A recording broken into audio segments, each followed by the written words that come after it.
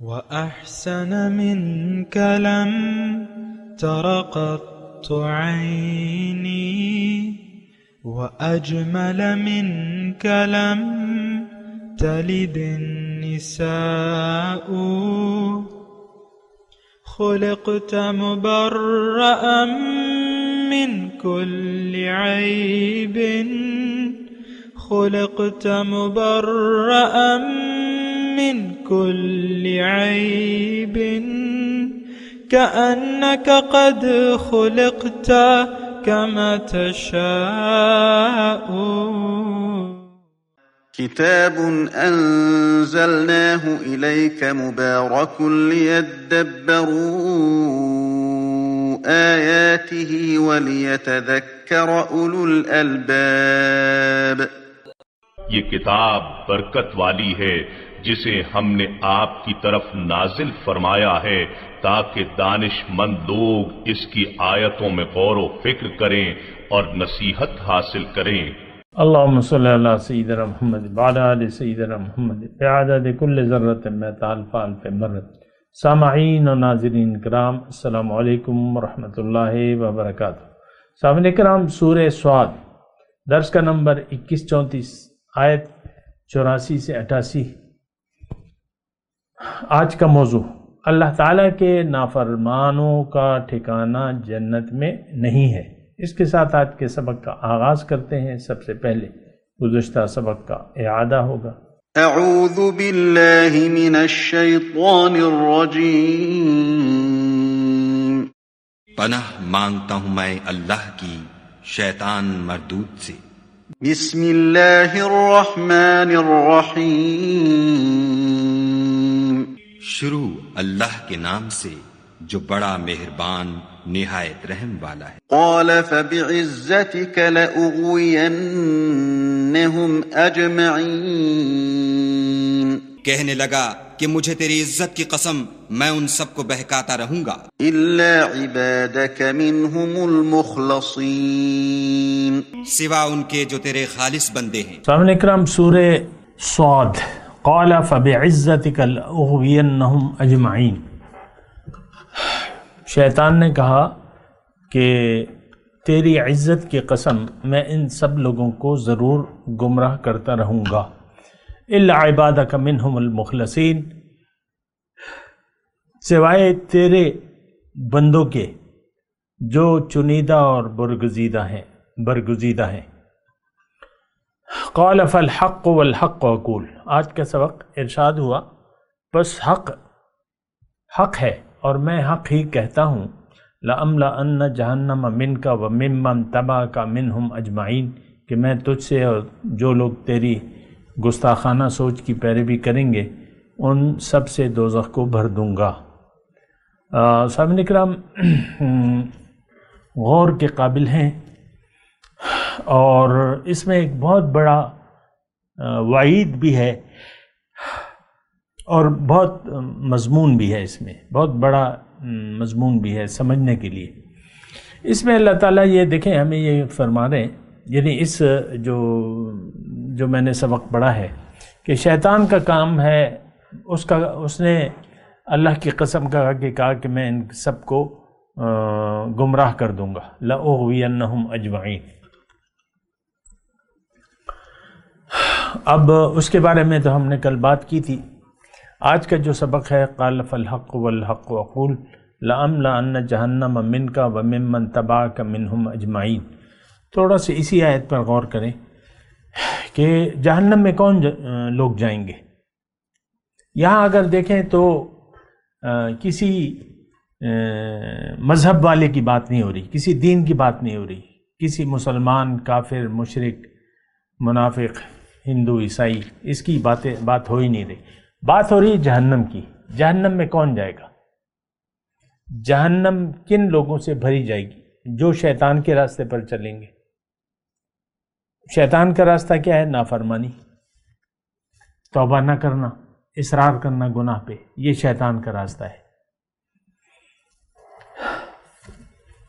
تو اگر آپ اپنے آپ کو دیکھیں، یعنی اگر ہم اپنے آپ کو دیکھیں تو ہم تو شیطان کے راستے پر چل رہے ہیں. نافرمانی ہمارا قومی شیوا ہے. امت جو ہے نافرمانی میں مبتلا ہے، ایک بلائے عام ہے کہ ہم نے زندگی اپنی مرضی سے گزارنی ہے، ایک بلائے عام ہے کہ آخرت کا انکار ہے، ایک یعنی بلائے عام ہے کہ ہم لوگوں نے یعنی ساری امت نے آخرت پر دنیا کو ترجیح دے دی ہے۔ تو اب آپ سوچ لیں کیا اس کا امکان ہوگا۔ قال فالحق والحق اقول لأملأن جہنم منک وممن تبعک منہم اجمعین۔ دیکھیں یہ جنت اور دوزخ اس کو ذرا ملا لیں نا، مطلب آمنے سامنے رکھیں۔ جنت میں کون جو لوگ جائیں گے؟ متقین۔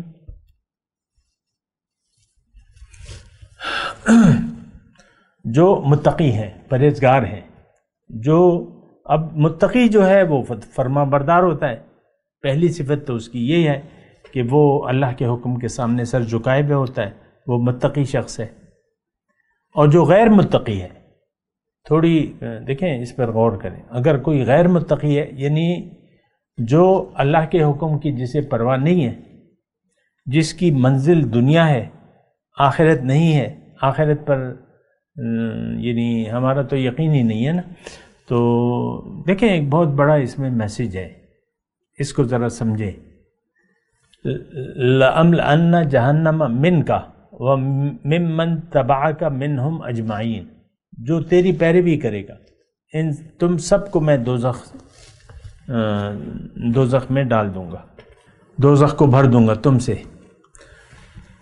اب بس یہاں رک جائیں، فیصلہ کریں کہ آپ نافرمانی کی زندگی پسند کرتے ہیں یا اطاعت کی۔ یہاں پر رک کر آپ فیصلہ کریں۔ اگر آپ نافرمانی کی روش پر قائم رہتے ہیں تو یہ آیت پھر آپ کے لیے ہے، آپ کا ٹھکانہ اس میں بالکل واضح طور پہ بتا دیا گیا ہے۔ لیکن اگر آپ اللہ کے حکم کے سامنے سر جھکا دیتے ہیں، بلا من اسلم وجہہ للہ وہو محسن فلہ اجرہ عند ربہ ولا خوف علیہم ولا ہم یحزنون، جس نے بھی اپنا سر جھکا دیا اللہ کے سامنے اس کے لیے اجر ہے رب کے نزدیک،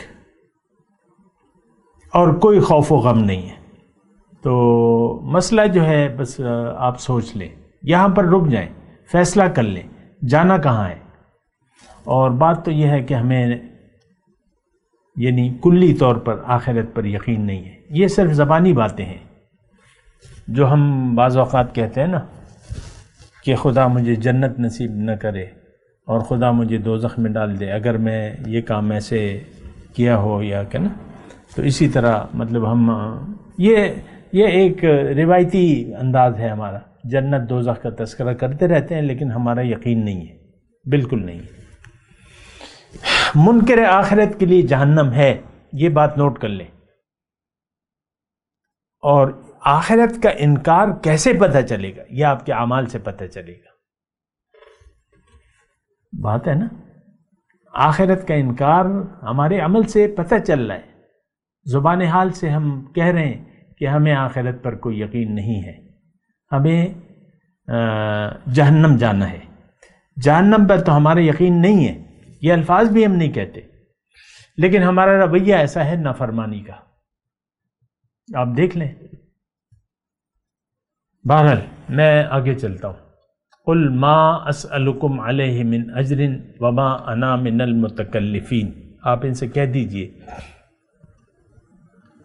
کہ میں تم سے اس حق کی تبلیغ پر کوئی معاوضہ طلب نہیں کرتا اور نہ میں تکلف کرنے والوں میں سے ہوں، یعنی میرا اچھا اس میں اب یہ ہے جو اس آیت کا پہلا حصہ ہے، ما اسألکم علیہ من اجر، پیغمبر اور پیغمبر کی امتی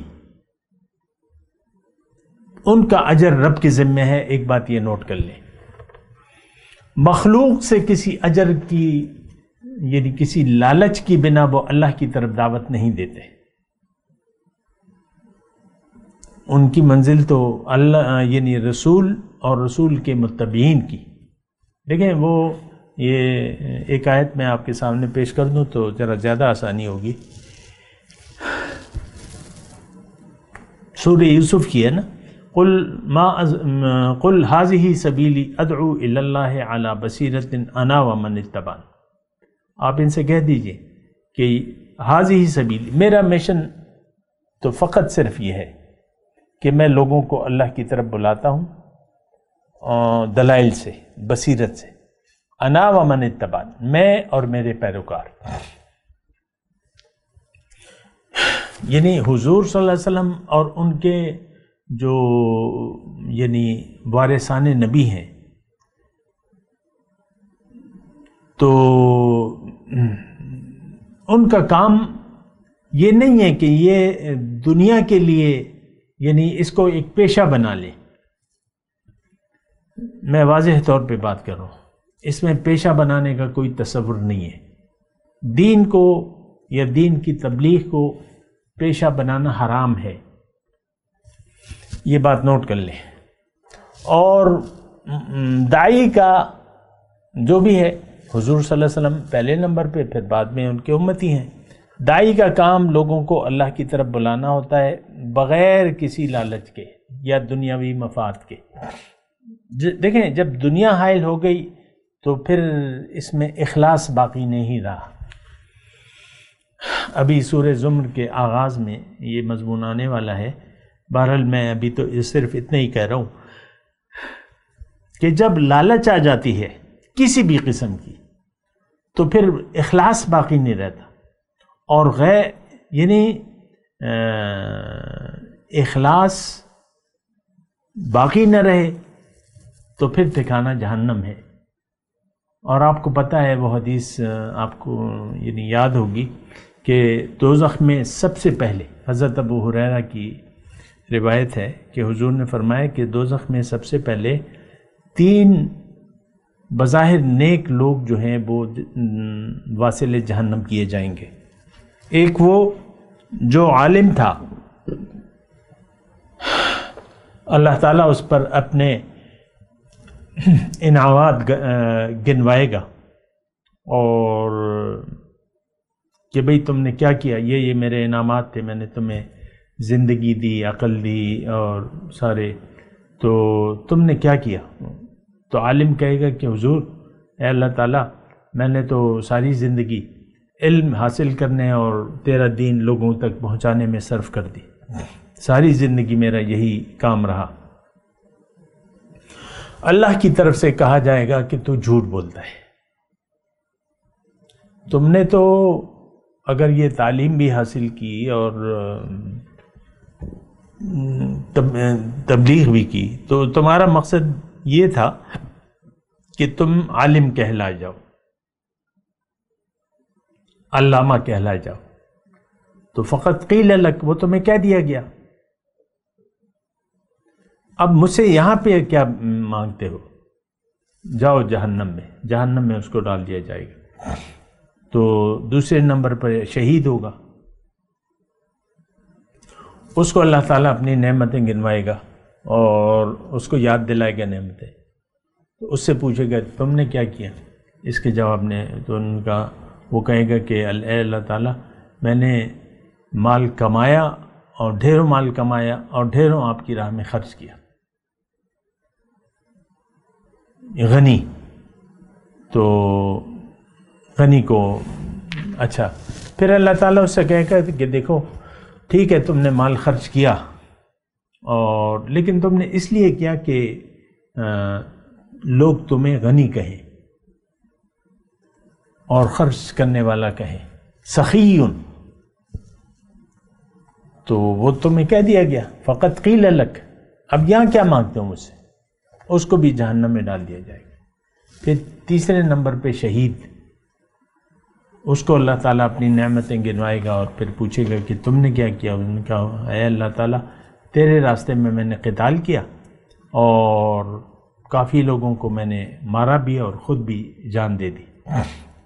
تو اللہ تعالیٰ اسے فرمائے گا کہ ٹھیک ہے تم نے جان تو دے دی اور لڑے بھی، میرے یعنی قتال بھی کیا، لیکن تمہاری نیت کیا تھی؟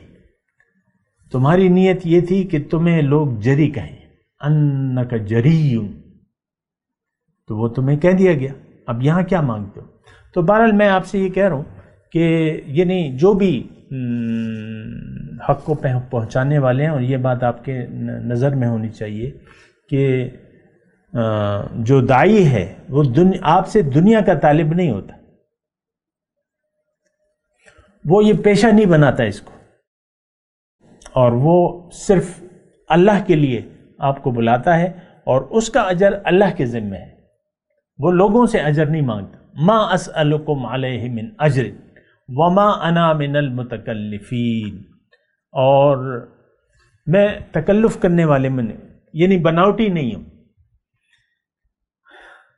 دیکھیں ہوتا ہے یعنی آپ میرے خیال سے یہ اچھی ترجمانی کرتا ہے یہ لفظ بناوٹی، تو بعض اوقات آپ کے دل میں کچھ اور ہوتا ہے اور آپ کچھ اور یعنی بناوٹی انداز اپنا لیتے ہیں بعض لوگ نا، تو بناوٹی نہیں ہوں میں، متکلف یعنی میں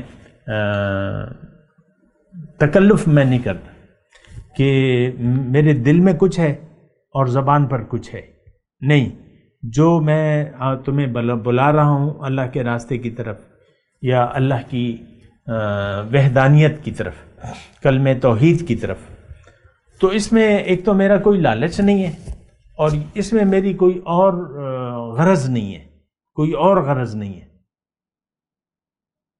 تو میں بناوٹی نہیں ہوں۔ تکلف بعض اوقات آپ تکلف کرتے ہیں نا، مطلب بہرحال یہ ایک عام لفظ ہے جس کی معنی کو آپ لوگ جانتے ہیں، تو ان هو الا ذکر للعالمین، یہ قرآن تو سارے جہان والوں کے لیے نصیحت ہے،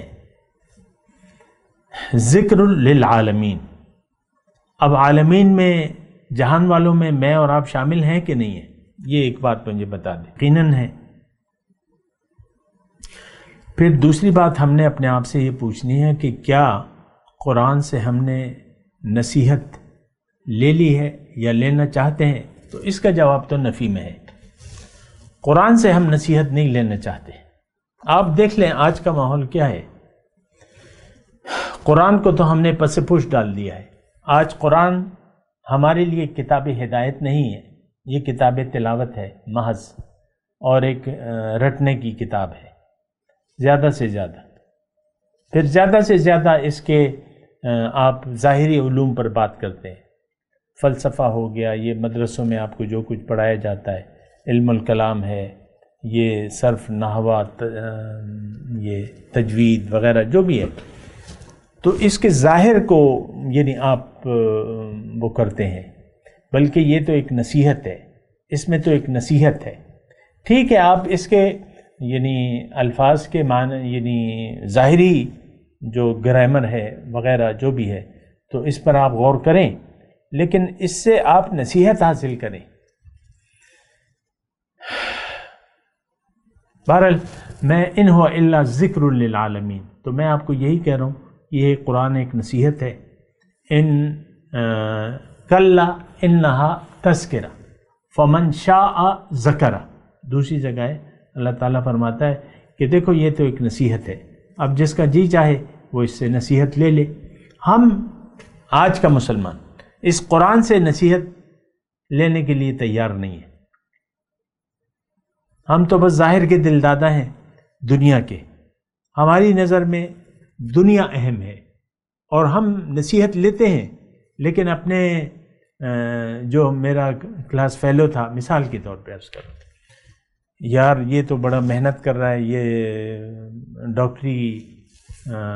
ڈاکٹر بننے جا رہا ہے، میں نے بھی ڈاکٹر بننا ہے، میں بھی نصیحت دیتا ہوں، میں بھی کام شروع کرتا ہوں، اور پھر وہ یعنی دنیا میں ہم ایک دوسرے سے نصیحت لیتے ہیں اور دنیا کے لیے ہم کوشش کرتے رہتے ہیں، جبکہ اللہ تعالیٰ نے ہمیں کہا ہے کہ تم نیکیوں میں ایک دوسرے سے آگے بڑھو، لیکن وہ تو ہمارے لیے نصیحت کوئی بھی نہیں ہے۔ دیکھیں کسی چیز پہ ایک بات میں آپ کو کہہ دوں، یہ تو قرآن ہے نا، قرآن کے بارے میں آئے ان هو الا ذکر للعالمین، لیکن ہمارے لیے تو ہر چیز میں نصیحت ہے، ہر ورقہ سبز معرفت دفتر معرفت کردگار، ہر سبز پتہ جو ہے یہ رب کی معرفت کا دفتر ہے، تو اس سے ہم نے نصیحت لینی ہے۔ اور اللہ تعالیٰ نے یہ ہمیں فرمایا ہے کہ دیکھو یعنی الذین ویتفکرون فی خلق السماوات والارض، یہ میرے بندے جو ہیں زمین اور آسمان کی تخلیق میں غور کرتے ہیں۔ ربنا ما خلقت ھذا باطلا، اور پھر اس نتیجے پر پہنچتے کہ اے اللہ تعالیٰ تو نے یہ سب کچھ باطل نہیں بنائے، سبحانک فقنا عذاب النار، اے اللہ تعالیٰ تو پاک ہے کہ بے مقصد کام کرے، ہمارا ایک مقصد ہے اور مقصد آخرت ہے، اور اگر ہم بے مقصد زندگی گزاریں گے تو آگ میں چلے جائیں گے، اے اللہ تعالیٰ تو ہمیں آگ سے بچا لے۔ اور اس کا طریقہ یہی ہے کہ آپ نصیحت حاصل کریں۔ یعنی میں آپ کو صرف یہ کہہ رہا ہوں کہ نہ صرف قرآن بلکہ جو بھی ہمارے سامنے ہے، سنریہم آیاتنا فی الآفاق وفی انفسہم حتی یتبین لہم انہ الحق من ربہم، ہم ان کو دکھا دیں گے اپنی نشانیاں آفاق اور انفس میں، یہاں تک کہ ان کو پتہ چل جائے گا کہ یہ حق ہے رب کی طرف سے۔ تو خیر نصیحت کی بات ہو رہی ہے، لیکن واقعہ یہ ہے کہ ہم کسی چیز سے نصیحت حاصل کرنے کے لیے، آج کا مسلمان کی میں بات کر رہا ہوں، یہ تیار نہیں ہے۔ ہمارے آباء و اجداد چلے گئے، کچھ لوگ ہمارے سامنے یعنی ہماری زندگی میں ہم سے بچھڑ گئے، میرے والد تھے، میرے بھائی تھے، اور میری اس وقت 2022 کی بات کر رہا ہوں، ہمارے بڑے بھائی تھے، ہمارے والد والدہ، اور یہ چلے گئے دنیا سے۔ اب یہ ساری باتیں میرے لیے نصیحت ہیں، اس سے میں نے نصیحت لینی ہے کہ کیا یہ جو بھی چلے گئے ہیں، میں اپنی یعنی اس کی بات نہیں کر رہا، میں سب جو لوگ دنیا سے جا رہے ہیں، سوال یہ ہے کہ یہ کیا اپنے ساتھ لے کر جا رہے ہیں۔ ہم تو دیکھیں ہماری سوچ تو دنیا کے لیے ہے، دنیا خیال دنیا میں محو ہیں ہم، خیال آخرت نہیں ہے، آخرت پہ تو یقین ہی نہیں ہے تو خیال کیسے آئے گا۔ بیگم صاحبہ کا موڈ جب خراب ہو جائے تو خیال آخرت تو ہے نہیں، تو اب موڈ تو ٹھیک ہوگا نہیں جب تک خود ہی وہ کچھ تنگ نہ ہو جائیں اپنی طبیعت سے۔ ویسی ایک میں بات کر رہا ہوں، خیال دنیا میں ہم غرق ہیں، اور اللہ کا، رسول کا، آخرت کا یہ ہمیں کوئی خیال نہیں ہے۔ حالانکہ اس وقت بھی دیکھیں ہم اپنے اعمال کے گرداب میں پھنسے ہوئے ہیں۔ کل امرئ بما کسب رہین، ہر ایک جو ہے اپنے اعمال کے دائرے میں وہ رہین گھرا ہوا ہے۔ تو اس وقت بھی ہماری حالت کوئی اچھی نہیں ہے، ہم ایک پریشان کن زندگی گزار رہے ہیں، ہمیں پریشانیاں لاحق ہیں، اور ساری پریشانیاں جو ہیں اس کا تعلق ظاہر سے ہے، دنیا سے ہے۔ وَلَتَعْلَمُنَّ نَبَأَهُ بَعْدَ حِينٍ، اور یقیناً تم جان لو گے اس کی خبر، یعنی ایک تھوڑے وقت کے بعد اس کا تمہیں حال معلوم ہو جائے گا۔ دیکھیں جہاں تک حال معلوم ہونے کا تعلق ہے، اس کا تعلق تو نصیحت سے ہے۔ یعنی مثال کے طور پہ میں آپ کو عرض کر رہا ہوں کہ بدر کے میدان میں شکست فاش ہوئی، 70 لوگوں یعنی مار دیا گیا، 70 مشرک میدان بدر میں مر گئے، ان کو قتل کر دیا گیا، اور 70 کو قیدی بنا لیا گیا۔ لیکن احد میں پھر وہ آ گئے، یعنی حالانکہ بدر پہ روانہ ہونے سے پہلے ابو جہل نے دعا کی تھی خانہ کعبہ کے پردے پکڑ کر کہ اے اللہ کہ اس جنگ میں جو ہم جنگ کرنے جا رہے ہیں، اس میں جو حق میں ہے اس کو فتح دے۔ تو پھر وہاں پتہ چل گیا، دعا قبول ہو گئی، حضور صلی اللہ علیہ وسلم کو اللہ تعالیٰ نے غلبہ عطا فرما دیا کافروں پہ، لیکن انہوں نے اس سے نصیحت حاصل نہیں کی۔ احد میں پھر آ گئے لڑنے کے لیے، احزاب میں پھر آ گئے لڑنے کے لیے، حدیبیہ میں روک دیا گیا عمرے سے۔ تو سبق کوئی نہیں لیتا۔ اس وقت بھی دیکھیں ہمارے سارے جو بزرگ ہیں وہ چلے گئے ہیں، باپ دادا، کسی کے ماں باپ ہیں، کسی کے چلے گئے ہیں، جانے والے ہیں، لیکن ہم سبق نہیں لیتے۔ اور لیکن اب یہاں اس آیت کو اگر قیامت کے دن پر ہم رکھیں تو بالکل اس دن کے لیے یہ آیت جو ہے یہ بالکل صحیح ہے۔ یوم یعد الظالم علی یدیہ یقول یا لیتنی اتخذت مع الرسول سبیلا، اس وقت جو ہے ہوش آ جائے گا، اس وقت ہم یعنی مجرم جو ہے یعنی دنیا کی حقیقت پر وہاں پر یعنی سمجھ جائیں گے اور پھر کہیں گے کہ اے ہمارے رب فرجعنا نعمل صالحا نعمل غیر الذی کننا نعمل او کما قال، اے اللہ تعالیٰ اب ہمیں واپس بھیج دے، ہم نے سن لیا اور دیکھ لیا، اور اب ہمیں واپس بھیج دے تاکہ ہم وہ عمل کریں جو ہم نے نہیں کہا تھا۔ وہاں پر حال معلوم ہو جائے گا، لیکن اس وقت جو ہے کوئی کفارہ نہیں ہوگا، کوئی فدیہ نہیں ہوگا، کوئی کفارہ نہیں ہوگا، کوئی جائے فرار نہیں ہوگی۔ اللہ سے تو ہم بھاگ نہیں سکتے، یہ تو اب ہم اس وقت ہم اللہ کو بھلا کر زندگی گزار رہے ہیں، وہ ایک الگ بات ہے۔ بہرحال یہ ساری آیاتیں جو ہیں وہ نصیحت کے لیے ہیں۔ میں اللہ تعالیٰ کا شکر گزار ہوں کہ اللہ تعالیٰ نے سورہ صاد کے مضامین کے لیے میرا سینہ کھولا اور میں نے بیان کیا، آپ نے سنا۔ اللہ تعالیٰ سے دعا ہے کہ اگلی صورت سورہ زمر کے مضامین کے لیے میرا سینہ کھول دے تاکہ میں اس کو بیان کروں اور آپ سنیں، اور اللہ تعالیٰ کا میں شکر گزار ہوں۔ اور میں اب تلاوت کرتا ہوں، میرے ساتھ دہرائیے۔ اعوذ باللہ من الشیطان الرجیم، بسم اللہ الرحمن الرحیم۔ قال فالحق والحق اقول لأملأن جہنم منك وممن تبعك منهم اجمعین۔ قل ما اسألكم علیہ من اجر وما انا من المتکلفین ان هو الا ذکر للعالمین وَلَتَعْلَمُنَّ نَبَأَهُ بَعْدَ حِينٍ۔ اب ان آیات کی تلاوت اور ترجمہ۔ اعوذ باللہ من الشیطان الرجیم۔ پناہ مانگتا ہوں میں اللہ کی شیطان مردود سے۔ بسم اللہ الرحمن الرحیم۔ شروع اللہ کے نام سے جو بڑا مہربان نہایت رحم والا ہے۔ قال فالحق والحق اقول۔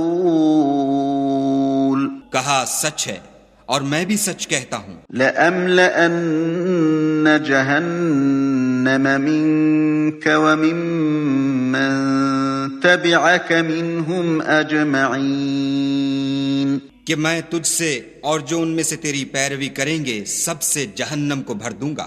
قل ما اسألكم عليه من اجر وما انا من المتکلفین۔ اے پیغمبر صلی اللہ علیہ وآلہ وسلم، کہہ دو کہ میں تم سے اس کا صلہ نہیں مانگتا اور نہ میں بناوٹ کرنے والوں میں ہوں۔ ان هو الا ذکر للعالمین۔ یہ قرآن تو اہل عالم کے لیے نصیحت ہے۔ وَلَتَعْلَمُنَّ نَبَأَهُ بَعْدَ حِينٍ۔ اور تم کو اس کا حال ایک وقت کے بعد معلوم ہو جائے گا۔